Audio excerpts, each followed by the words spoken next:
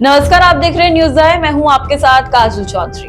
बीते दिन बिहार विधानसभा चुनाव का रिजल्ट घोषित हुआ और एनडीए को बम्पर जीत भी हासिल हो गई।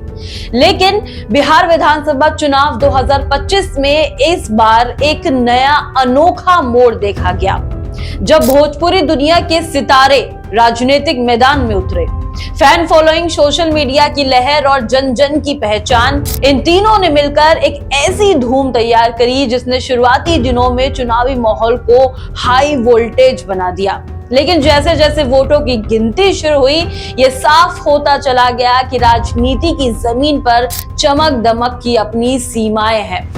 चार बड़े नाम केंद्र में रहे: मैथिली ठाकुर, खेसारी लाल यादव, रितेश पांडे और विवादित पवन सिंह की पत्नी ज्योति सिंह। इन चारों की कहानी बिहार की जनता के फैसले से बिल्कुल अलग मोड़ में उनको ले गई। सबसे पहले बात करेंगे मैथिली ठाकुर की, जो 25 साल की युवा हैं। शांत और संस्कारी पहचान वाली ये गायिका न सिर्फ अपने सुरों से बल्कि एक सादगी से भी बिहार के लोगों के बीच लोकप्रिय रही। बीजेपी ने इन्हें अलीनगर सीट से उम्मीदवार बनाया और निर्णय उनके लिए एक मास्टर स्ट्रोक साबित हुआ। शुरुआती दौर से ही उनकी छवि एक क्लीन और कल्चर कैंडिडेट के रूप में तैयार की गई। नतीजा आए तो मैथिली ने लगभग 85,000 वोट पाकर जीत हासिल करी और ये वो करने वाली यंगेस्ट एमएलए बन गई। ये वो पल था जिसने दिखाया कि नए चेहरे, ताजा छवि और साफ सुथरे एजेंडे को जनता मौका तो देती है, अगर उन्हें लगता है कि उम्मीदवार राजनीति में ईमानदारी से काम करना चाहे। दूसरे छोर पर थे superstar Khesari Lal Yadav, Bhojpuri film industry के सबसे बड़े नामों में से एक। सड़क से लेकर सोशल मीडिया तक जहां भी वो जाते, भीड़ उमड़ जाती। आरजेडी ने उन्हें छपरा से उतारा था और उम्मीद जताई थी कि उनकी लोकप्रियता इस सीट को आसानी से लालटेन के खाते में डाल देगी। रोड शो में युवाओं की भीड़, हाथ हिलाते हुए खेसारी और लालटेन चलेगा के नारे, सब कुछ देखने में चुनावी ब्लॉकबस्टर जैसा लग रहा था। लेकिन जिस दिन वोटिंग मशीनें खुली, नतीजा उलट पुलट हो गया। लगभग 7,600 वोटों से हार और एक बड़ा झटका उनको मिला। असल फर्क यही दिखा, जो लोग वीडियो बनाते हैं, भीड़ लगाते हैं और स्टार को देखने आते हैं, वो हमेशा वोट ट्रांसफर नहीं करते। बिहार की राजनीति में जातीय गणित, बूथ मैनेजमेंट और लोकल नेटवर्क, ये तीन ऐसी बड़ी चीजें हैं जो सिर्फ स्टारडम से नहीं मिलती।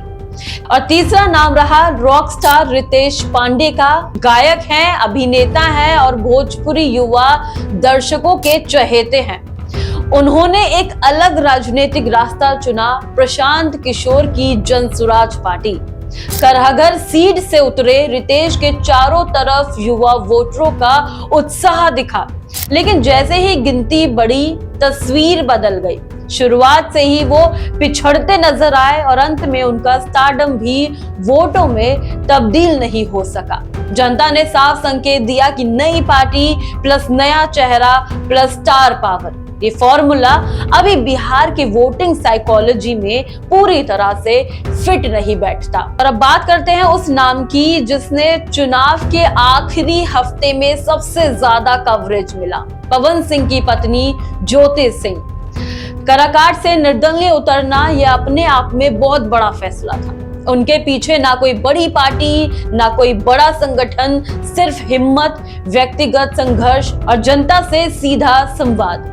ज्योति ने खुलकर आरोप लगाए, घर परिवार की समस्याएं बताई और कहा कि वो अपनी लड़ाई जनता के लिए लड़ रही हैं।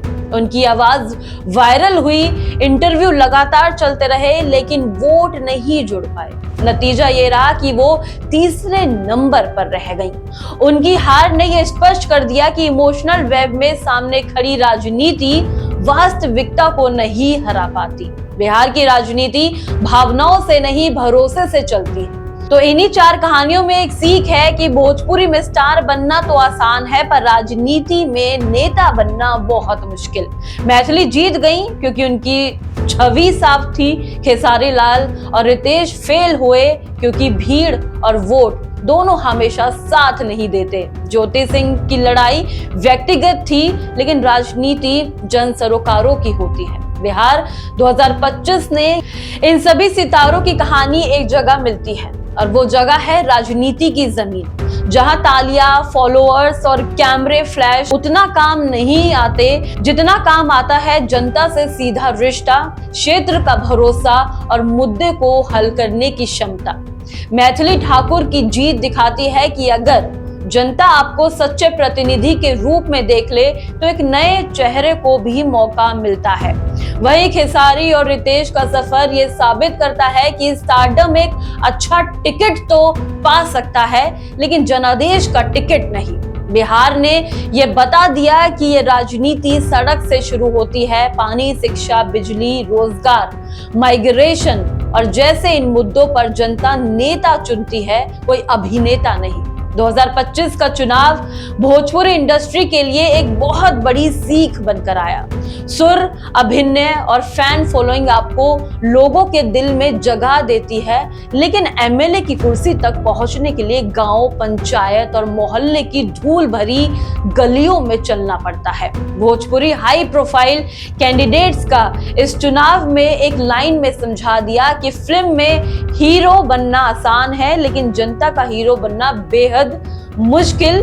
बिहार का ये जनादेश ना सिर्फ एक फैसला है, बल्कि एक संदेश है कि राजनीति में ग्लैमर चलता है, लेकिन काम की क्षमता होनी चाहिए और लोगों से सीधा जुड़ाव। खास पेशकश में इतना ही। आप ऐसे ही तमाम अपडेट्स और एक्सप्लेनर्स को जानने के लिए देखते रहे न्यूज़ आई। धन्यवाद।